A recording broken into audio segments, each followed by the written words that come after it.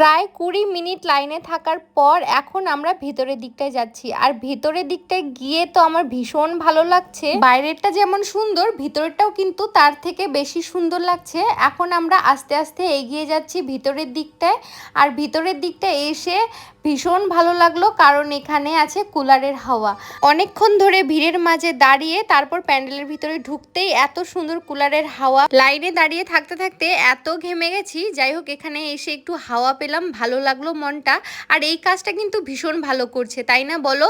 সবগুলো প্যান্ডেলে দেখি দরজার সামনে কুলারের হাওয়া দিচ্ছে। যাই হোক, ভালোই করছে। আর দেখো কি সুন্দরভাবে সাজিয়েছে সবগুলো কার্টুন। বাচ্চাগুলোও এসে কিন্তু ভীষণ পছন্দ করবে। মা দুর্গাকে প্রণাম করে এখন আমরা বাইরের দিকটায় চলে যাচ্ছি। আমরা বেরিয়ে পড়লে আরো মানুষ আসবে, দেখবে অনেকক্ষণ ধরে লাইনে দাঁড়িয়ে আছে, তাই না বলো? যাই হোক, প্যারিসের ডিজনিল্যান্ড দেখতে পেলাম, আমার ভীষণ ভালো লাগলো। আর সত্যি অসাধারণ করেছে প্যান্ডেলটা, আমার ভীষণ ভালো লাগলো, খুব সুন্দর লাগছে।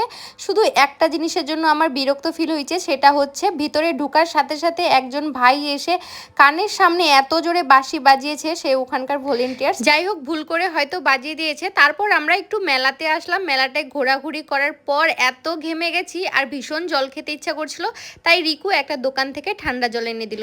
এখান থেকে এবার যাব রেস্টুরেন্টে, তারপরে চলে যাব বাড়িতে।